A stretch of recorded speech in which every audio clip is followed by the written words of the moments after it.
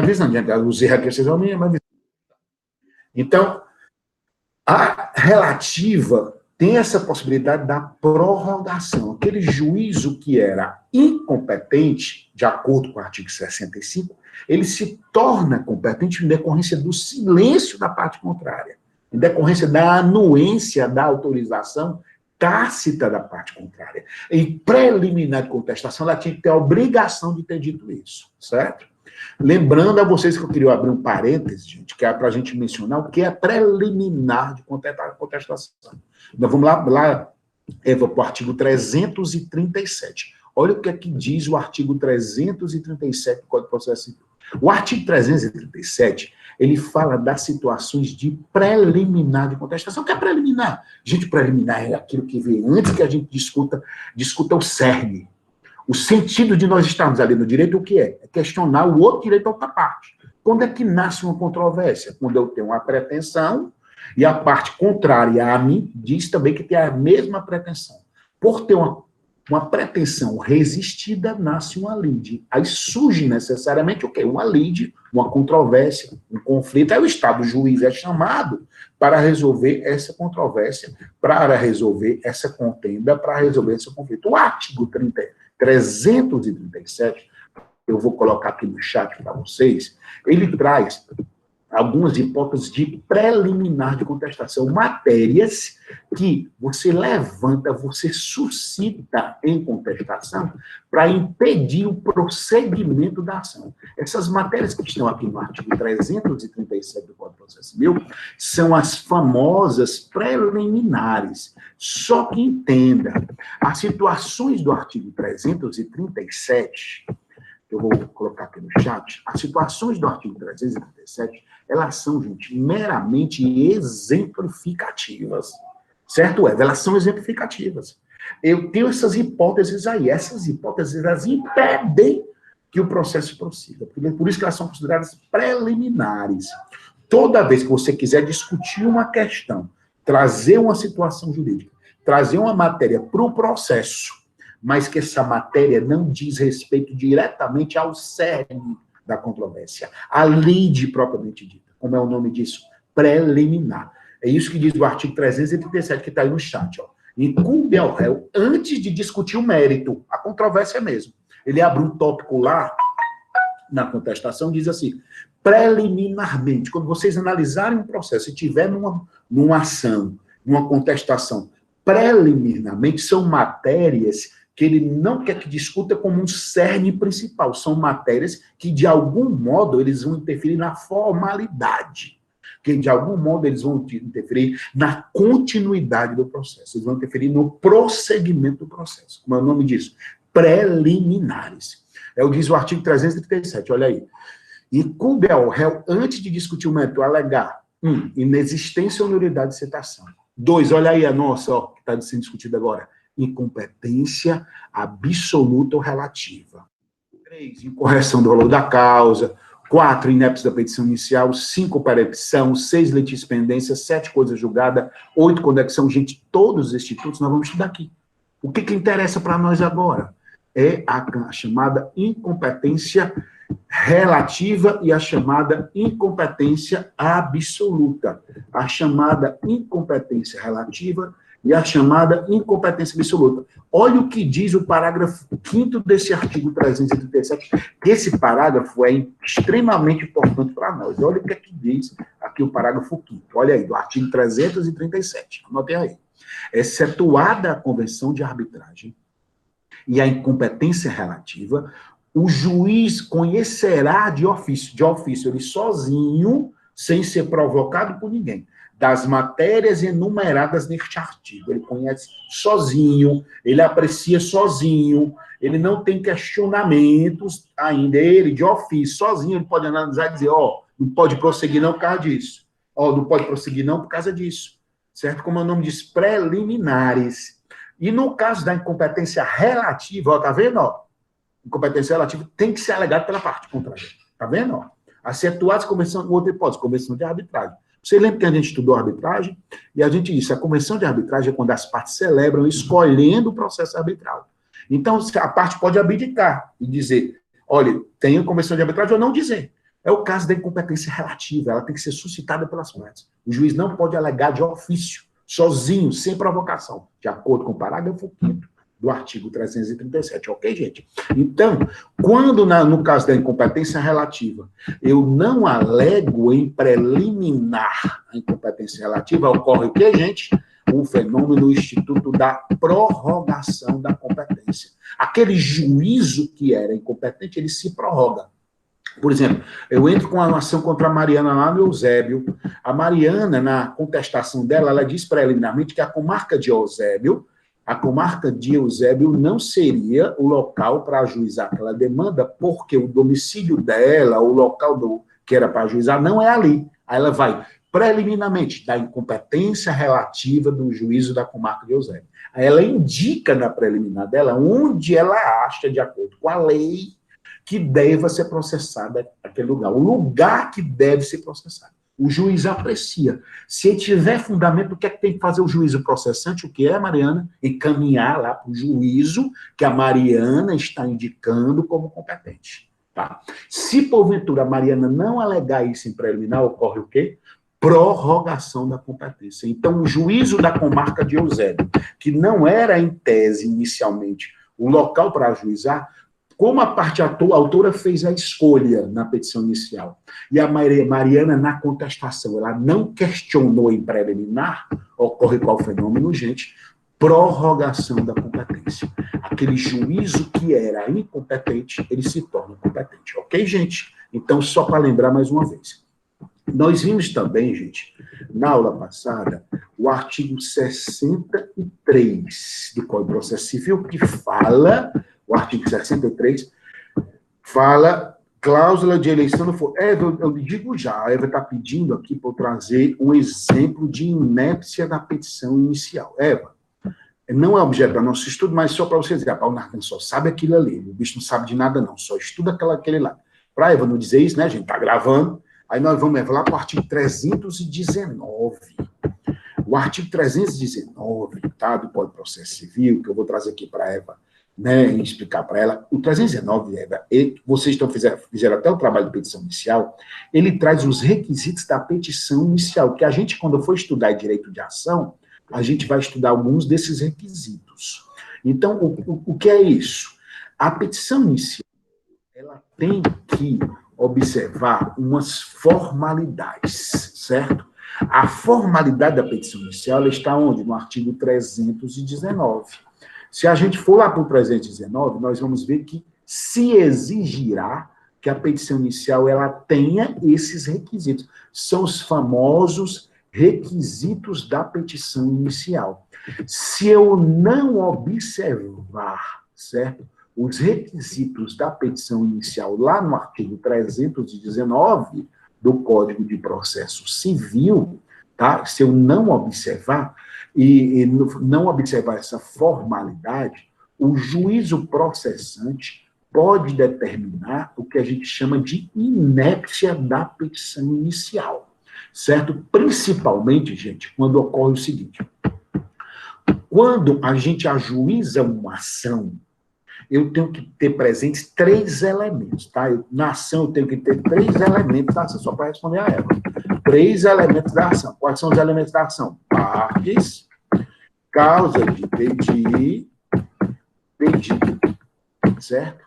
Elementos da ação, partes, causa de pedido. Na petição inicial, de acordo com o artigo 319, corroborado, Eva, com o artigo 330, parágrafo 1º, 330, parágrafo 1º, ele diz que uma ação, a petição inicial será inepta quando ela não estiver observando esses elementos. Eu tenho que estar com as partes corretas, tem que ter um fundamento, que a causa de pedido são os fundamentos, são os fatos e o direito que eu estou solicitando. Eu tenho que ter o pedido.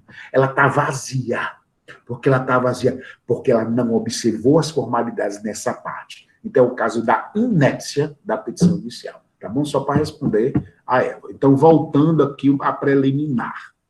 Então, gente, a preliminar, eu tenho que discutir a incompetência relativa e preliminar. Se eu não discutir, vai ser caso de prorrogação. Eu também vi, no artigo 63, na aula passada, a chamada cláusula de eleição do foro, que é outra hipótese de modificação. O que seria a cláusula de eleição do foro? Eu escolho, certo? Dentro de um contrato que eu celebrei entre a minha pessoa e a Michele, nós celebramos um contrato, né, Michele? E aí, dentro desse contrato, a gente estabeleceu uma cláusula lá, e diz, fica eleito o foro da comarca de Fortaleza para processar e julgar essa demanda. O que é que nós estamos dizendo? Quaisquer controvérsias relacionadas àquele contrato ali tem que ser resolvida em Fortaleza. Digamos o seguinte, a Michele entrou com ação de cobrança, certo, contra mim, né? Porque eu vi que a Michele, eu sou liseira. Então a Michele entrou com ação de cobrança contra mim, tá? E entrou com ação de cobrança contra mim, e aí ajuizou essa ação de cobrança contra mim, tá? Lá no meu domicílio. Eu tenho um domicílio no Eusébio. Por que a Michele entrou lá? Porque ela foi lá para a regra geral, gente, ó. A regra geral de competência em razão do lugar é do artigo 46. O que é que diz o artigo 46? Ó? Diz o seguinte, a ação fundada em direito pessoal ou em direito real sobre bens móveis será proposta em regra no foro do domicílio do réu. Eu tenho um domicílio no Eusébio. Eu e a Michele celebramos um contrato. Nesse contrato, a gente escolheu lá uma cláusula de eleição do foro, de acordo com o artigo 63, certo? Do Código de Processo Civil, a gente escolheu uma cláusula lá, estabeleceu uma cláusula. E nessa cláusula nós dissemos, fica eleito o foro da comarca de Fortaleza para resolver demandas relacionadas a esse contrato.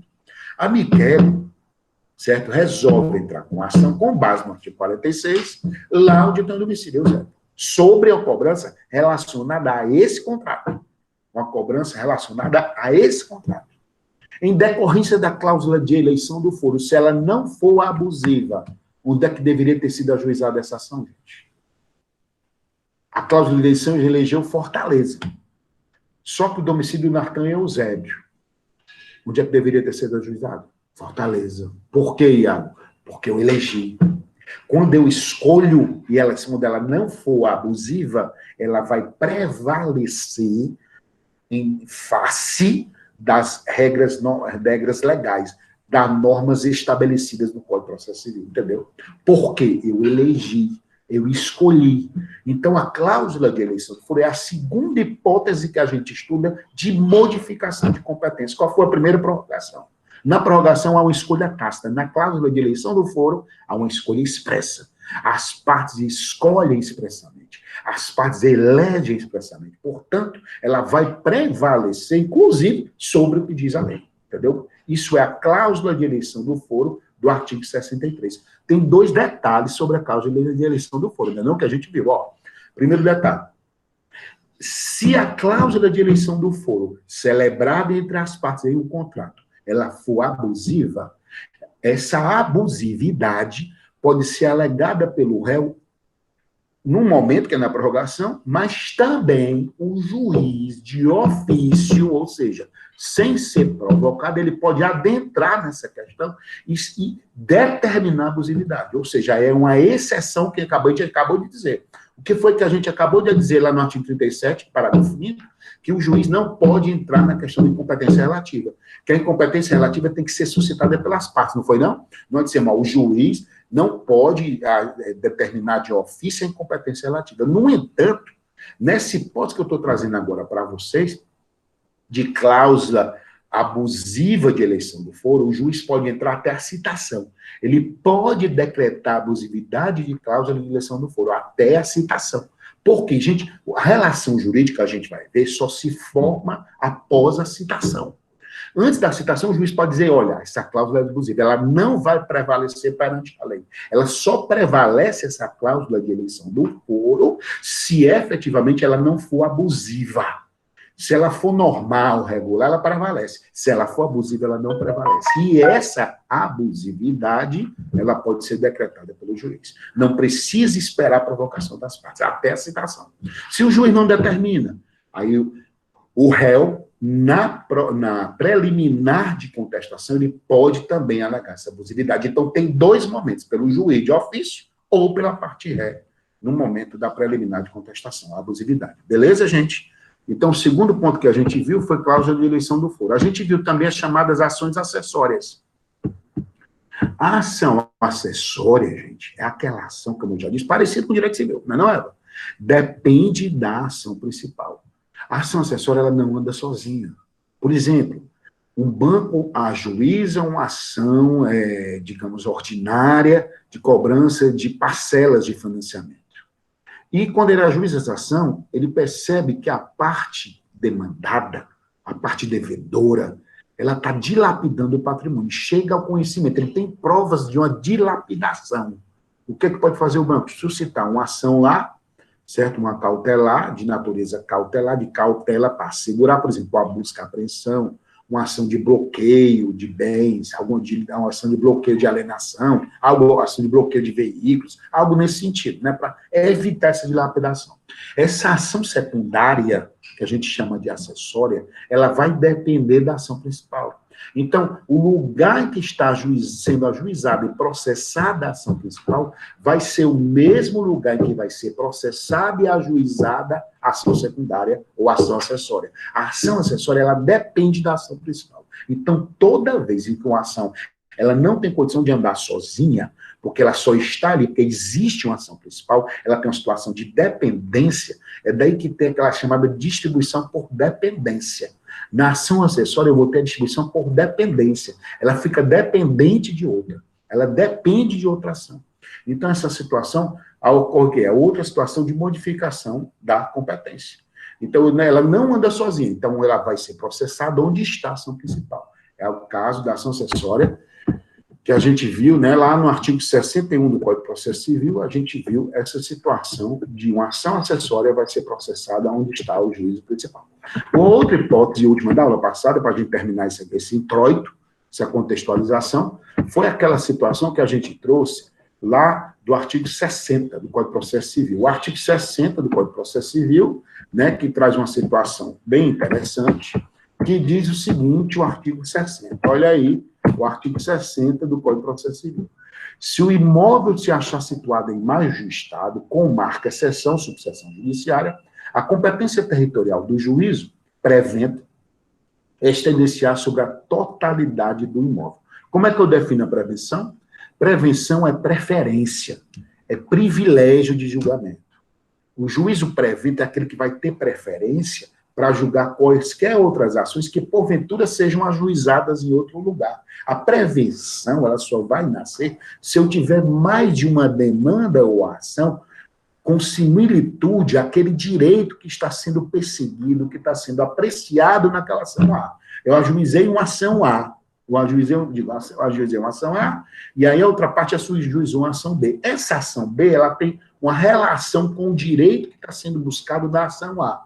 Então, se essa ação A for ajuizada e registrada ou distribuída para a primeira vara civil de Fortaleza, e a ação B for distribuída para a segunda vara civil, eu tenho que ver qual das duas foi distribuída primeira. A que for distribuída primeira é a que vai ser preventa, é que vai ter preferência de julgamento, onde vão ser reunidas as ações para serem decididas conjuntamente. Então, a prevenção é um instituto que determina a reunião de ações, em um único juízo. Ele está dando a preferência. Prevenção da ideia de privilégio de preferência. O juízo prevento, ou preferente, ou preferencial, ele vai ser o que vai centralizar as ações, para evitar decisões conflitantes. Então, o juízo prevento é isso, tornar o juízo prevento. Aí nós vamos aqui, ó. Se o imóvel se achar situado em mais de um estado, com marca seção, subseção judiciária, a competência territorial do juízo prevento estender-se-á sobre a totalidade do imóvel. Digamos que eu e a Eva estejamos discutindo uma questão de um terreno, uma área territorial que está entre dois municípios limítrofes. Eu tenho um terreninho pequenininho lá em Fortinha. A Eva tem um latifúndio enorme em Aracati. Vocês sabem, ela tem. Então, lá onde os nossos terrenos se cruzam, no limite entre Fortinho e Aracati, onde eles se cruzam no limite, Nós somos vizinhos, no limite entre os dois. Tem uma terra lá nesse limite que a Eva diz que esse pedaço é dela. O Natan diz que esse pedaço é dele. Então há um conflito nesse pedaço. Haveria um conflito, não é não? O Natan diz que é dele, a Eva diz que é dela. Nesse conflitozinho aqui, ó, onde eles são vizinhos. Certo? O terreno do Natan e a parte que ele questiona está numa parte dentro da comarca de Fortim. A parte que a Eva questiona está dentro da comarca de Aracati. Ou seja, há um conflito entre áreas, né, circunvizinhas, cada um numa área lá específica, não é isso? E aí, vamos lá. O Natan registra e protocola uma ação de reivindicatória, certo? Ou uma ação concessória, dependendo do caso. Ele ajuiza onde? Ele ajuiza na comarca de Fortim. A Eva, dias depois, ajuiza e registra e protocola uma ação na comarca de Aracati, certo? A do Natan foi registrada primeiro, eu protocolada, do que a da Eva. A da Eva foi registrada depois. Qual vai ser o juízo pré-veto, gente, que vai ter preferência? Qual vai ser o juízo de preferência? Qual é? Fortim, que foi registrada primeiro, foi protocolada primeiro. E por que a gente ajuiza no local onde está localizada a coisa? Gente, eu queria trazer aqui um parêntese de um outro artigo extremamente importante. Eu falei para vocês que o artigo 46 do Código de Processo Civil, ele traz a regra geral, onde vai ser ajudada, em geral, as ações que envolvem direito pessoal. Direito pessoal, as ações, se a gente for lá para o artigo 46 que eu falei, né, direito pessoal, geralmente é no foro do domicílio do réu. Se a gente for lá para o artigo 47 que eu vou jogar aqui para vocês. Artigo 47. Olha o que é que diz o artigo 47. Outro artigo, gente, extremamente importante. Cai muito com esse artigo. Olha o que é que diz. Para as ações fundadas em direito real sobre imóveis, é competente o foro da situação da coisa. Essa ação aí que a gente está discutindo, a minha lá em Fortim, e que a Eva está discutindo na Aracati, onde deveria ter sido realizada? No foro da situação da coisa. Apenas pela prevenção, nós puxamos todas, ambas, para serem processadas e julgadas lá em Fortim, né? Gente, o nome dessa ação aí, tá, que está no artigo 47, ela tem um nomezinho, o nome dela o foro, quer dizer, dessa ação é o foro rei citai. Foro rei citai. Foro da situação da coisa. Vocês lembram aquela divisão que a gente fez de competência do foro de juízo? O foro é mais amplo. O foro diz respeito à concretização do princípio da territorialidade. O foro é a área territorial como um todo. Dentro do foro eu tenho subdivisões que eu chamo de juízos. Na justiça ou jurisdição comum estadual, o foro tem o nome de comarca. Na jurisdição comum estadual, o juízo tem o nome de vara. Então, o juízo é uma delimitação, é um fatiamento do foro. O foro é amplo, o juízo é delimitado, é um espaço pequeno, delimitado dentro do foro, né? Então, aqui no artigo 47, nós temos, para as ações fundadas em direito real sobre imóveis, que é o caso daquelas ações, é competente o foro da situação da coisa. Como é o nome disso? Foro rei citai. Foro rei citai. Aí um detalhe, é o que diz o parágrafo primeiro. O autor pode optar pelo foro do domicílio do réu ou pelo foro da eleição se o litígio não recair sobre direito de propriedade, vizinhança, servidão, divisão, demarcação de terras, enunciação de obra nova. Gente, todas essas hipóteses aí têm por obrigação de serem ajuizadas onde o imóvel, onde está localizado o imóvel, onde está situado o imóvel. Todas as ações. Além do parágrafo 2º, ainda dizer o pior. Olha aí, olha uma exceção extremamente relevante. Olha aí. A ação possessória imobiliária, olha aí, será proposta no foro da situação da coisa. Beleza? É o que diz o artigo 47. Como é o nome desse foro? Foro rei citai. A ação possessária imobiliária será proposta no foro da situação da coisa. cujo juiz tem competência absoluta. Olha que coisa importante. Voltemos. O que foi que eu disse desde o início? A competência territorial, ou razão do lugar, ela pode ser modificada porque ela é relativa. Ela pode ser modificada porque ela é relativa. Aquela situação de modificação, ela pode ser porque ela é relativa. No entanto, se enquadrar na hipótese do artigo 47 de situação da coisa, mesmo sendo territorial, ela sai do aspecto de ser relativa e se torna absoluta. As partes, nesse caso aqui, gente, do artigo 47, eu aplico sem nenhum problema o Instituto da Prevenção, naquele exemplo que eu dei. Mas se for uma ação sozinha, única, as partes não podem convencionar. Não ocorre aqui, nas situações do artigo 47, de forma excepcional, apesar de ser uma situação em razão do lugar ou do território, apesar de ser uma situação em razão do lugar ou do território, não ocorre nessa hipótese a questão da prorrogação e não ocorre nessa hipótese a questão da prorrogação e não ocorre nessa hipótese a chamada cláusula de eleição do foro. Dou já um exemplo que eu já dei, Eva, mas vou repetir, né? Então, assim, a Eva está pedindo para dar um exemplo. Voltemos. Essas hipóteses do artigo 45, elas são hipóteses que a gente chama de foro da situação da coisa, ou foro reincidem. Elas continuam a ser hipóteses de competência territorial. Territorial ou razão do lugar, tá? Territorial ou elas continuam a ser.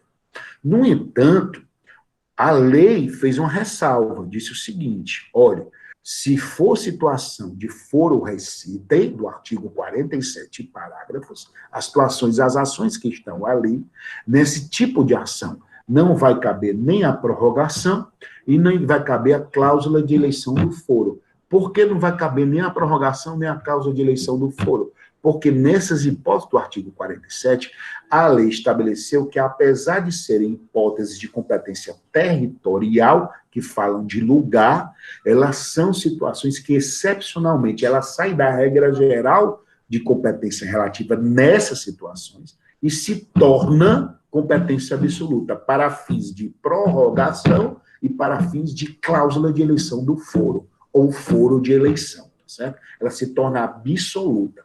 Por exemplo, Eva, eu tenho uma ação de reintegração de posse. Tá? O imóvel que está sendo objeto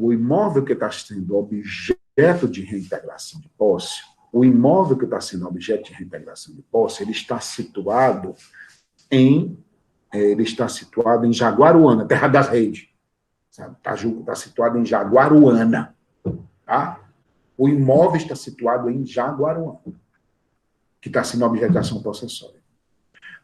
Você e eu, nós estamos domiciliados em Aracati, mas o imóvel está em Jaguaruana, certo? Eu tenho domicílio em Aracati, você tem domicílio em Aracati, que é vizinho. Aí eu entro com a ação de reintegração contra você em Aracati, certo? Em Aracati. Aí se a gente fosse para a regra geral da incompetência relativa, o que é que a gente ia dizer? Se eu entrasse com uma transação com você, era conveniente para você o quê? Permanecer em Aracati, para mim também. Nós estamos similar, para a gente ir num fórum, ou fora Deus, porque não é na tua casa, Aracati. E 3 da minha. Entendeu? Não era melhor te manter lá, não? Então, se eu entrasse com uma ação com você de reintegração de posse desse imóvel que está lá em Jaguaruana, em Aracati, tu podia muito bem silenciar, né, não? Na preliminar, e não fazer nada, não dizer nada. Ficar calada. Não alegar incompetência relativa, não era não? Podia dizer. Não dizer nada, ficar calado. Se tu ficasse calado, ocorria o quê? Prorrogação da competência, não é não? Ou seja, o juízo da comarca de Aracati, que inicialmente era incompetente, ele se torna o quê? Competente. Há uma transformação, não é não? Se fosse a regra geral. No entanto, como é uma ação possessória, que envolve imóvel, que envolve o foro reincidem, foro da situação da coisa do caput, do artigo 47, nesse caso, não cabe o juízo processante de ofício, mesmo que as partes queiram convencionar, não pode haver convenção, não pode haver acordo entre as partes nesse sentido. Por quê? Nessa situação, a lei excepcionou e disse, é situação de competência absoluta. Portanto, As partes não podem convencionar nas hipóteses do artigo 47. Porque, independentemente de convenção das partes, tem que ser onde está situada a coisa. Quando for foro recitei, é onde está situada a coisa. Tá bom, gente? É uma exceção à regra geral. Deu para entender? Tá bom? É uma exceção à regra geral. Beleza, gente? Então, foro recitei é uma situação extremamente relevante que cai bastante em concurso. Cai muito, muito, muito em concurso. Gente, vamos avançar. Isso aí a gente viu na aula passada. Na aula de hoje, nós vamos estudar em específico 2 institutos, certo? 2 institutos. Institutos que estão no artigo 54, institutos que estão no artigo 54 do Código de Processo Civil. Olha o que é que diz o artigo 54. Olha aí, Eva. Olha aí, Mariana, que saiu agora, não sei se ainda está aqui, deixa eu ver quem está aqui. Cida, Eva, Flávia, Guilherme, Iago, Letícia, Mara, Miquel. Olha aí, meus amigos. O que é que diz o artigo 54? A competência relativa poderá modificar-se pela conexão ou pela continência observado o disposto nessa seção. Primeiro ponto a destacar. Gente, a conexão à continência são institutos criados para evitar, meus amigos, decisões conflitantes. Eles só vão existir, esses institutos, se porventura eu tiver uma mesma ação, certo? Eu tiver mais de uma ação sendo discutida e que uma decisão numa ação A e uma decisão numa ação B, elas correm o risco de conflitar. Eu estou pedindo um fato, umas situações numa ação B. O réu, numa situação A, ou numa ação A, ou num processo A, está pedindo outros direitos que vão, de algum modo, ter reflexos diretamente sobre o meu. Vou já dar exemplo. Se tiver essa possibilidade de ter decisões conflitantes em 2 ou mais ações, então nós vamos utilizar para resolver e dar segurança jurídica a isso, vamos aplicar os institutos da conexão e vamos aplicar o instituto da continência. Esses institutos, eles só nascem, portanto, se tiver mais de 2 ações em andamento que podem gerar decisões conflitantes, tanto a conexão quanto a continência. Tanto a conexão quanto a continência. Certo? Aí nós vamos, gente, certo? Primeira coisa, vamos aqui falar da conexão. Artigo 55 e parágrafos. Vamos falar da conexão. Artigo 55 e parágrafos. Olha o que diz o artigo 55 e parágrafos. Artigo 55, gente. Reputam-se conexas 2 ou mais ações quando lhes for comum o pedido ou causa de pedido. Gente, nós acabamos de ver há pouco quais são os elementos da ação. Quais são os elementos da ação? São as partes, causa de pedido e pedido. São os elementos da ação. Partes, causa de pedido e pedido. Quando a Evinha perguntou o que era inépcia, nós dissemos, para uma ação ser considerada vazia, inepta, e consequentemente ser declarada ou vir a ser indeferida, de repente, ela não compreende os elementos. Toda ação eu tenho que ter os elementos. Os elementos da ação, gente, são aqueles que estruturam a ação, como se fosse um prédio. Eles estão estruturando a ação. Eles vão estruturar para poder a ação nascer e passar a existir. Os elementos da ação, portanto, são 3. Partes, causa de pedido e pedido. Partes, autor e réu. Causa de pedido são os fundamentos. O que vai fundamentar juridicamente? E é aquela historinha que a gente conta em toda ação. São os fundamentos fáticos e jurídicos. Causa de pedido. E pedido é o que eu quero. Para que eu estou na jurisdição? Para que eu estou? Para fazer um pedido. Né? Eu estou lá para pedir alguma coisa, para requerer alguma coisa. Eu digo sempre, eu advoguei 10 anos dizendo, nós somos os eternos pedidos. O advogado está ali para pedir para a parte. Ele perde algum direito para que a jurisdição ela venha a conceder ou não aquele direito. Então, os elementos da ação são esses. Tá bom? E o que é que diz o artigo sobre isso? Se a gente for para o artigo 55, diz, né? Reputam-se conexas duas ou mais ações quando lhes for comum o pedido ou causa de pedido. Vamos a exemplos, gente. Por exemplo, ajuiza-se, tá? Se ajuiza uma ação no sentido de buscar, tá? Uma ação de cobrança. Se ajuiza-se uma ação de cobrança. A Eva, que é eu utilizei, né? A Eva ajuiza uma ação de cobrança contra mim, cobrando alguns valores que ela diz que eu estou devendo a ela. Eu não concordo com esses valores, tá? Não concordo. Mas aí a Eva ajuiza essa ação de cobrança, tá? Eu, porventura, ajuizo o quê? Ajuizo em uma outra comarca, em um outro juízo, uma ação de consignação em pagamento. O que é que eu quero na consignação em pagamento?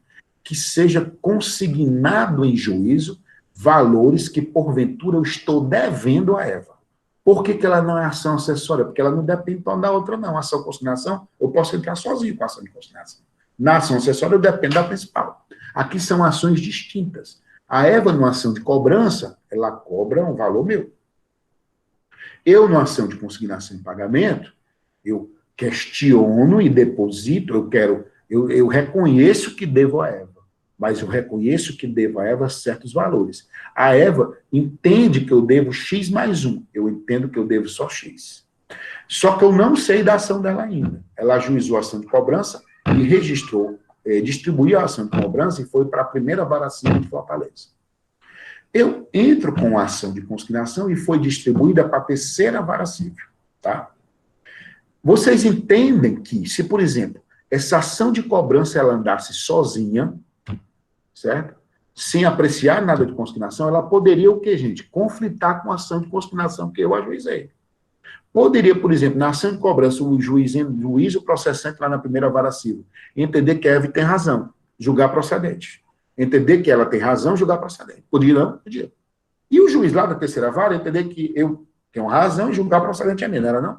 Então, como é que é essa confusão? Ora, eu entendo que é X, e ela é X mais 1. Qual era o direito que ia dar certo? Ia gerar, gente, uma insegurança jurídica, não é não? Para evitar essa insegurança jurídica, foi que os processualistas criaram o Instituto da Conexão. Quando duas ou mais ações elas têm similitudes de causa de pedir ou pedido, causa de pedir ou pedido, e a fim de evitar decisões conflitantes, se reúnem as ações para serem julgadas conjuntamente. O Instituto da Conexão, ele influencia a conjunção ou a reunião de demandas que devem ser decididas conjuntamente a fim de evitar decisões conflitantes. Vocês entenderam? Se, porventura, prosseguisse essa ação do Natan de cobrança, e, ao mesmo tempo, prosseguisse, a ação de cobrança da Eva, quer dizer, e prosseguisse a ação de consignação do Natan, haveria um risco tremendo de ter decisões conflitantes, de dois juízes tomarem decisões que uma conflitaria com a outra. A fim de evitar isso, foi que se criou o Instituto da Conexão. Por isso que se diz, ó, no artigo 55, reputam-se conexas duas ou mais ações quando lhes for comum o pedido ou causa de pedido. Nesse caso, ele está sendo comum o quê? Entre a cobrança e a consignação. Gente, está sendo comum a causa de pedir, que são os fundamentos. São os fundamentos. Está sendo comum a causa de pedir. Ou seja, há uma similitude de causa de pedir. No entanto, eu te respondo já, Iago, só um minutinho. No entanto, ainda diz o seguinte, o artigo 55, parágrafo 3º. Serão reunidos julgamento conjunto, certo? O 55, parágrafo 3º, ainda traz um adendo. Serão reunidos para julgamento conjunto os processos que possam gerar risco de prolação de decisões conflitantes ou contraditórias, caso decididos separadamente, mesmo sem conexão entre eles. O que é que está dizendo o parágrafo 3º, gente? Quando é que nasce a conexão? Na conexão, eu tenho similitude de causa de pedir e tenho similitude de pedido. Né? Já, independentemente de ter a figura da conexão propriamente dita, a lei permite que, mesmo sem similitude de causa de pedir, que, mesmo sem similitude de pedido, há uma ideia de que, se tiver duas ou mais ações que correm o risco de conflitarem entre si, poderão elas serem reunidas conjuntamente. Por quê? Por economias processual, por quê? Por segurança jurídica. Então, esses institutos, eles trazem segurança jurídica para não gerar balbúrdia processual, para não gerar o risco de decisões conflitantes, tá bom, gente? Então, o Instituto da Conexão, ele serve para isso, para evitar decisões conflitantes. A conexão, na sua natureza, ela tem uma ideia de que eu tenho que ter similitude de causa de pedir ou de pedido. Vou ver aqui a pergunta do Iago. Na ação da Eva, se você é inerte, entende-se que você deve, a Eva está dizendo, nessa ação que tu estava falando. Iago, se você puder pegar o microfone, eu prefiro, eu não estou entendendo a pergunta. Pode ser? Pode. Diga aí. Assim, a Eva disse que você deve X mais um.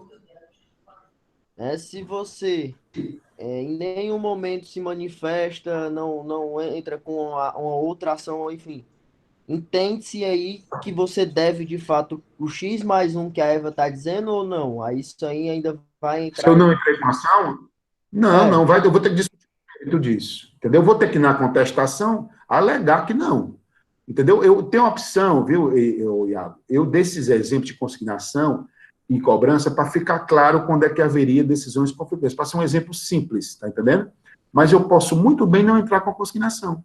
E, de repente, lá na minha contestação, em sede de ação de cobrança, eu questionar, impugnar esse X mais um, entendeu? Eu posso muito bem. E o juiz julgar improcedente. E se eu silenciar, não disser nada em nenhum momento, nem entrando com a ação de consignação, e nem tampouco alegar isso na contestação, é como se eu estivesse concordando, entendeu? Porque quando vocês forem estudar contestação, que a gente não estuda profundamente em teoria geral, isso é no processo civil 1, vocês vão ver que lá na contestação, Iago, predomina um princípio chamado da impugnação especificada dos fatos. O que é isso? Na contestação, você tem que detalhar, impugnar cada fato que foi levantado na inicial. Se a petição inicial levanta que deve X mais um, na contestação você tem que questionar esse X mais um. Se você não questionar esse X mais um na contestação, é como se você tivesse concordado. Então, o fato de entrar ou não com a consignação é uma opção sua. Se você não entrou, você estivesse concordando. Se você não questionou e não impugnou, aí é que você está concordando mesmo. Entendeu? Essa é a situação. Tá bom, meu amigo? Ok, graças a Deus você está dizendo que entendeu. Eu estou concordando, viu, que você entendeu. Senão a gente repete, viu, meu querido? Aqui a gente está aqui para isso, tá bom? É um prazer enorme estar aqui com vocês e responder qualquer tipo de questionamento. Então, o primeiro instituto que a gente viu, conexão. Quando ocorre conexão? Quando tem duas ou mais decisões que podem conflitar. Gente, se for uma decisão única, o Instituto da Conexão não nasce. Aí, me diga uma coisa, como é que eu vou definir o juízo que vai julgar? Pela prevenção, certo? Então, voltemos. Entrei com a Eva entrou com a ação de cobrança contra mim. Foi distribuído para a primeira vara civil de Fortaleza. Eu entrei com a ação de consignação em pagamento contra ela. Foi distribuído para a terceira vara. Como a gente entende que há conexão entre elas, porque é uma similitude de causa de pedir, elas têm que ser reunidas, né? Como a gente entende que há uma similitude, elas têm que ser reunidas, então nós temos que definir qual é o juízo que vai tratar disso. Aí a gente volta ao Instituto da Prevenção. Quando é que ocorre a prevenção? Preferência de julgamento. Privilégio de julgamento. Então, como é que vai ser o juízo prevento? Nesse caso, o juízo prevento vai ser o primeiro que recebeu a ação em distribuição. Se a ação da Eva tiver sido distribuída primeiro, então o juízo vai ser o da primeira vara civil. Se a ação do Nartan tiver sido distribuída primeiro, então o juízo competente vai ser o da terceira vara civil. Então a gente define, nesse caso, pela distribuição. Se, por exemplo, vamos ao mesmo exemplo, mas com marcas distintas, a Eva tivesse entrado em ação de cobrança no domicílio do Eusébio, onde o Nartan teria domicílio. O Nartan resolve entrar na ação de consignação, na verdade, em Fortaleza, que ele mora mais em Fortaleza do que no Eusébio e tal. Resolve entrar em Fortaleza. Nesse caso, como é que eu definiria a prevenção? Nesse caso, eu definiria a prevenção pelo registro ou protocolo.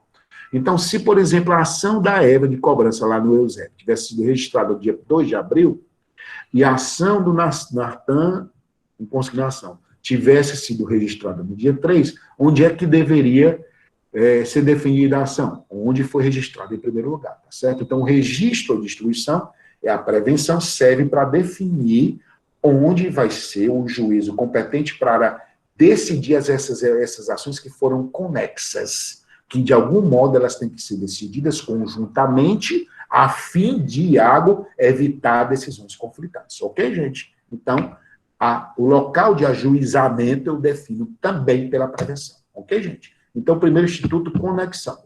Outro instituto importante, que seria, na verdade, uma espécie de conexão, gente, é o que a gente chama de continência.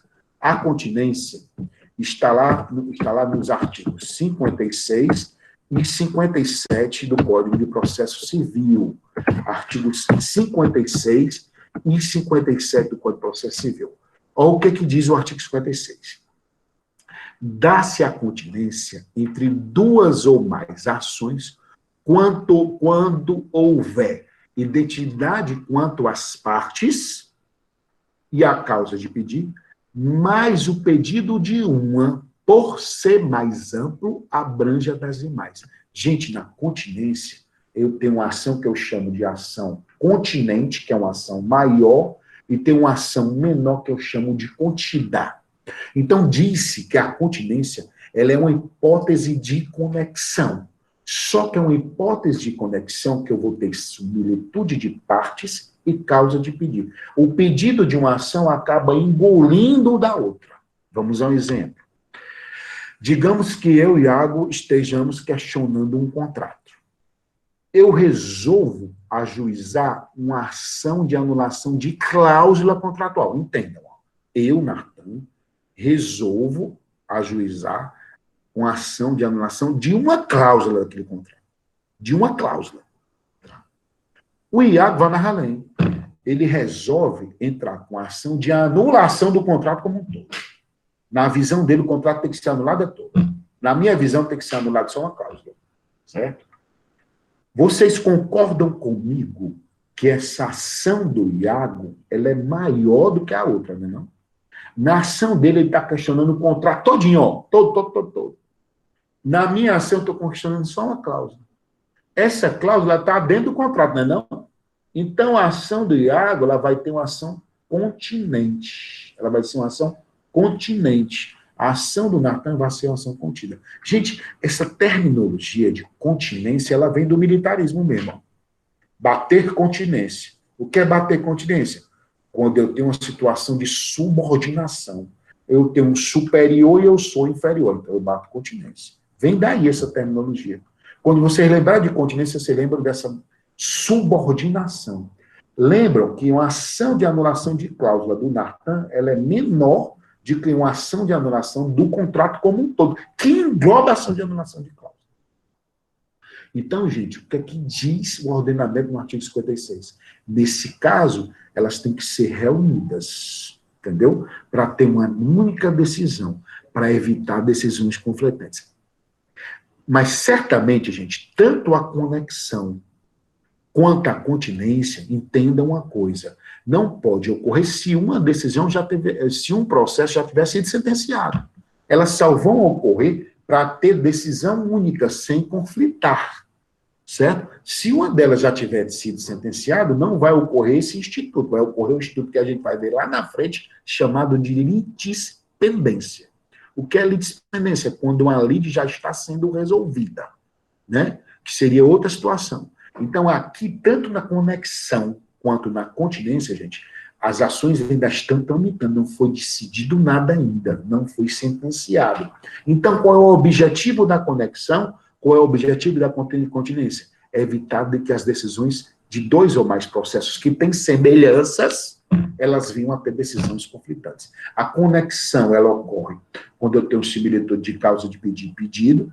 A continência, eu tenho similitude de partes, eu tenho similitude de causa de pedir, mas o pedido de uma, que eu chamo de ação continente, ele engloba o pedido de outra, que eu chamo de ação contida. Então, sempre com ação e outra, são semelhantes nas partes, causa de pedir, mas o objeto, o pedido é maior do que o da outra, ela vai ser de ação continente e ação contida. Como é que eu defino o juízo pré-evento? Eu defino o juízo pré-evento da mesma forma. De que maneira? Se registrar em primeiro lugar, vai ser onde for registrado em primeiro lugar. Se for distribuído em primeiro, se a distribuição for relevante, onde vai ser distribuído em primeiro lugar. São as duas formas. Só que isso só vai prevalecer, gente, se a ação contida tiver sido ajuizada antes.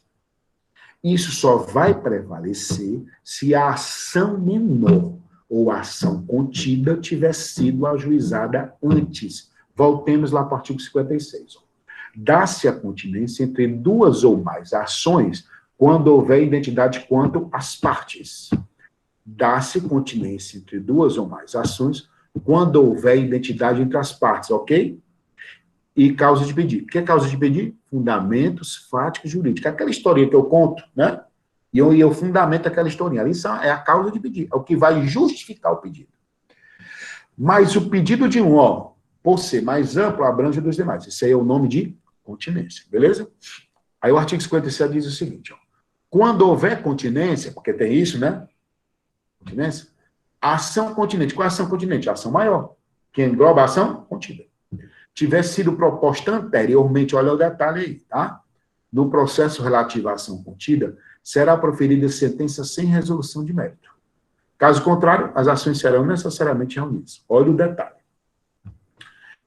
O NARTAN quer entrar com ação de anulação de cláusula. O IAGO quer entrar com ação de anulação contratual, tá? O IAGO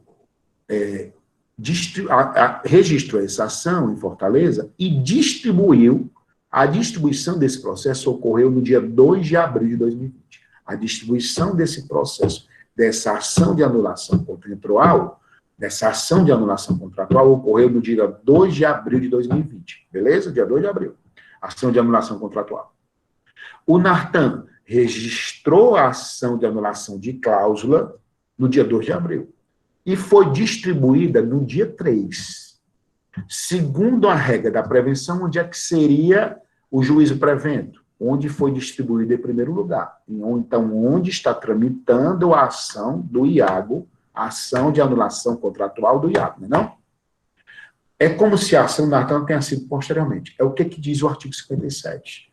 Se a ação contida ela foi ajuizada posteriormente, proposta posteriormente, ou seja, ela foi distribuída nesse caso posteriormente, eu tenho que fazer o que com ela, gente? Extinguir.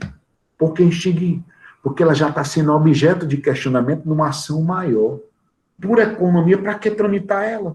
Se a anulação contratual ela é maior, então não tem sentido tramitar ela, ação de anulação de cláusula.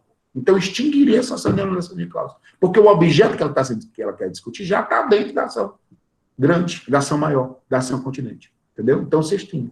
Se não for o caso de extinção, gente, o que é que vai ocorrer? Se reúne normalmente, como diria o artigo 56. Aí vamos ao outro exemplo, ao outro lado. Esse artigo 57, ele não ocorreria se, por exemplo, a ação de anulação de cláusula do NARTAN, que é menor, ela fosse proposta anteriormente, ou seja, a ação do NARTAN foi distribuída no dia 2, a ação do IAGO foi distribuída no dia 4, a ação do NARTAN foi distribuída no dia 2 na primeira vara civil, a ação do IAGO foi distribuída no dia 4 para a quinta vara civil. Qual vai ser o juízo competente para processar e julgar a demanda? Qual vai ser o juízo prevento, quer dizer, a prevenção? O juízo onde está sendo ajuizada a ação do NARTAN. A do NARTAN foi antes, então a outra vem depois, se junta as duas. Se a do IAGO tivesse sido antes e a do NARTAN depois, pelo fato da ação do NARTAN ter sido menor, então, pelo fato da ação do IAGO ser maior, ocorre um fenômeno, um estudo chamado litispendência, que a gente vai ver lá na frente. Litispendência. Litispendência é quando a lide está pendente, já está sendo resolvida. Então, por economia, gente, litispendência, por economia, orienta-se em que sentido? Extingue-se a ação menor. Mas se o juiz não quiser extinguir, aí tem que reunir onde está a ação maior, nesse caso. Certo, gente? Tudo pela prevenção. Gente, isso aí é o Instituto da Conexão. Conexão e continência são institutos também de modificação da competência. Então, nós vimos alguns institutos de modificação da competência relativa. Quais foram? Primeiro, prorrogação de competência. Segundo, que a gente viu, cláusula de eleição do foro. Terceiro, caso das ações acessórias. Quarto, o caso das ações que estão em locais que envolvem imóveis, né, e estão em locais distintos, com marcas distintas, né, que é aquele caso que a gente falou do foro Recipe. E depois a gente estudou a conexão. Quando é que ocorre a conexão? Quando há similitude de causa de pedir e pedido. O que é causa de pedir e pedido? São os elementos da ação. Quais são os elementos da ação? Partes, causa de pedir e pedido. A continência também se reúne, mas qual é a característica primordial da continência? Eu tenho uma ação maior que eu chamo de ação continente, e tenho uma ação menor que eu chamo de ação contida. Quando tiver duas ou mais ações e tiverem essa característica, para evitar decisões conflitantes, eu também tenho que reuni-las, evidentemente, se não tiver sido sentenciado. Tanto na continência quanto na conexão, não pode ocorrer se já tiver sido sentenciado. Porque se já tiver sido sentenciado, se já tiver havido um julgamento, não vai acontecer esse instituto, vai acontecer o instituto da litispendência. Ou seja, já tem algo que está sendo decidido. Aí é caso de extinção que a gente vai ver lá na frente, não agora. Certo, gente? Então, isso aí foram institutos que nós falamos da modificação de competência. Gente, eu agradeço, são 10 horas. Né, muita gente já saiu, só quero convidá-los para domingo, 7 horas. Todo domingo agora, nós temos o Domingão do Nartão. Né, nós estamos concorrendo com o Faustão, com o Fantástico. Eu não quero mais saber de notícias de coronavírus, vamos discutir direito que é melhor, né? E que nós somos guerreiros, nós vamos ultrapassar esse momento. Deus vai nos abençoar, vamos levantar a cabeça, vamos procurar novas expertises, novas possibilidades. Então, todos os domingos nós estamos nos encontrando às 7 horas aqui nesse bate-local, né, para a gente discutir questões de concurso. Porque, gente, quando a gente pega a questão de concurso, de conexão, de continência, de prevenção, de prorrogação, então a gente consegue enxergar melhor. Né? A gente consegue enxergar de que maneira isso vem sendo cobrado. Então, domingo eu vou trazer 5 questões às 19 horas, certo? Nós vamos ter o segundo Domingão do Nartão. Estou adorando essa questão. Domingão do Nartão, adorei esse nome.